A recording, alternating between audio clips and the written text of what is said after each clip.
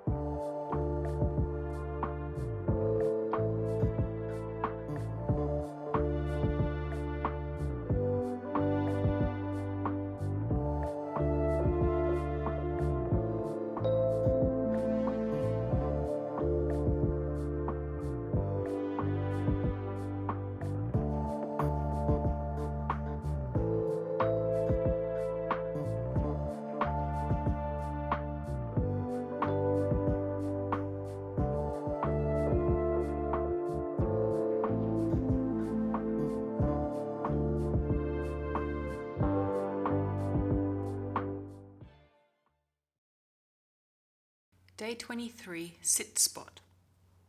On this day, I wanted to go to my favourite place, the beach.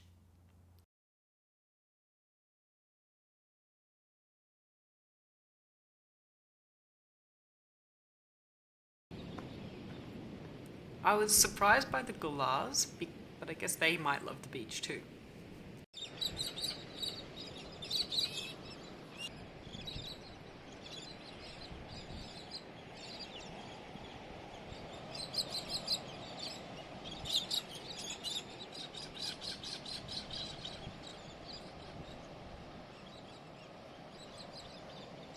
There was a nice breeze, and feeling the sand under my toes always brings me happiness.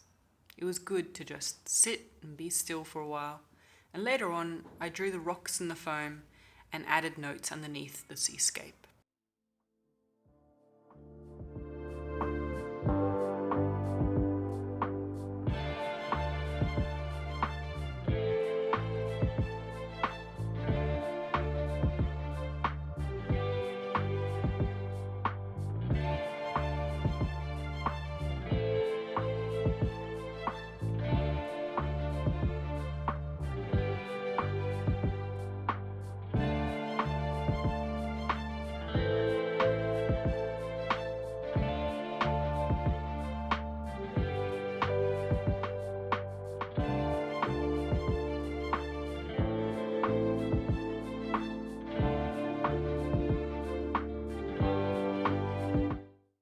Do you have a favourite place to sit and take in nature? Share it in the comments below. And remember, please hit that like button and subscribe for more videos like this.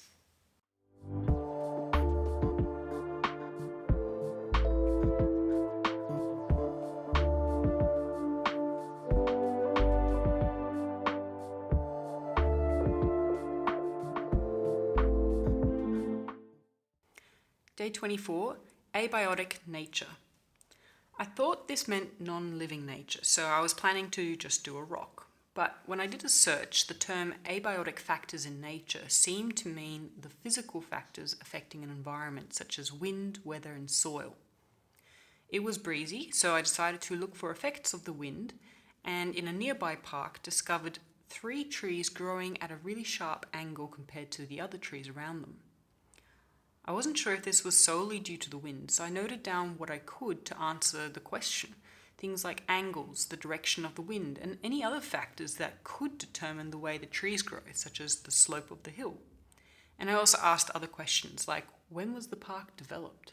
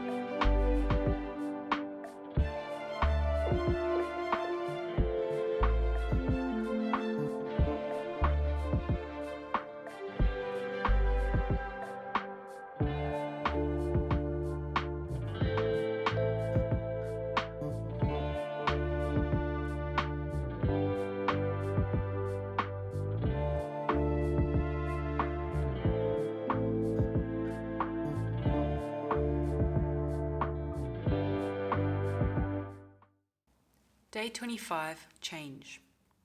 Once again, it was raining, and I'm just going to add here that Perth has had record rainfall this month, and maybe I should have just been brave and made one of the prompts to Nature Journal in the rain. Anyway, luckily enough, during a break in the rain, I was able to check on the ornamental pear tree out the front yard, for which I did the textures prompt on day 16. Now I noticed there were a few more leaves that had grown, and they actually looked a little bit sunburnt. So I jotted that down, but I still had some space left over underneath. So I decided to just come back in a few days to document any further changes.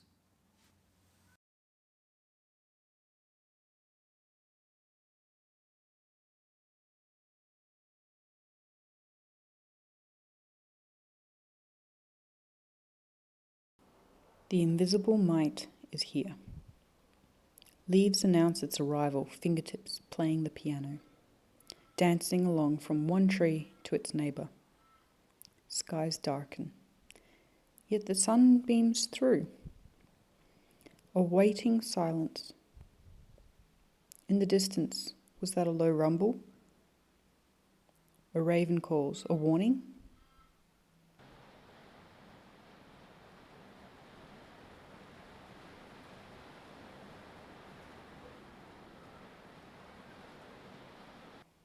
The roof has dried, and blue sky peeks through.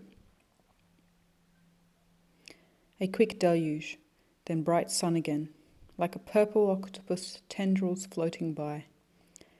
A different silence now, one of release, ease, having passed and vented. Vent, wind, gone, blown away.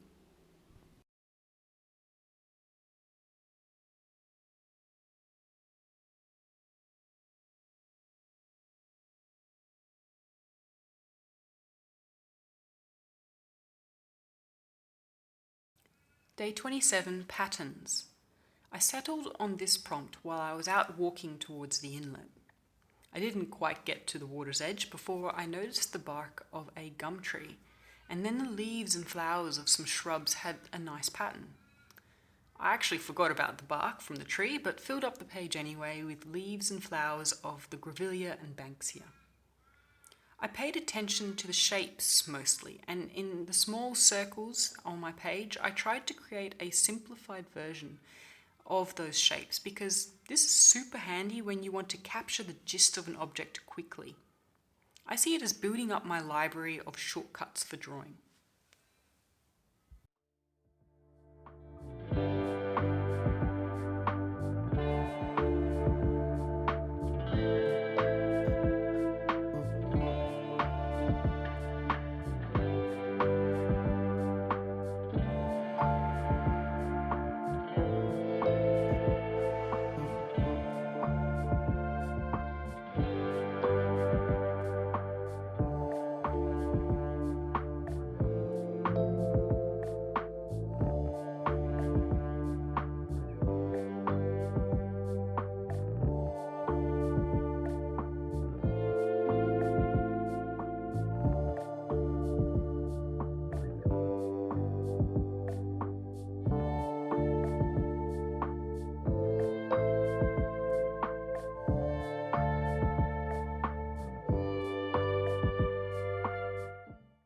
Last day for this week, day 28, is flock.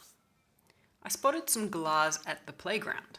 One was hanging upside down from the swing, while its friend walked above it, and there were a few others nearby on the grass eating.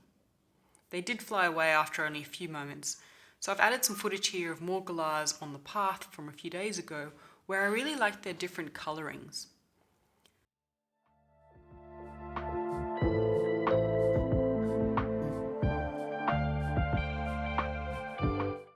When I continued on, I found some crested pigeons in a tree and on the telephone wires above that seemed just as curious about me as I was about them.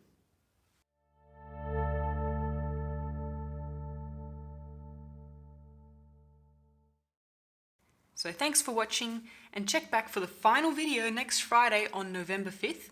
I'll be doing a flip through of all the Inktober entries and reflecting how the challenge went overall. See you then!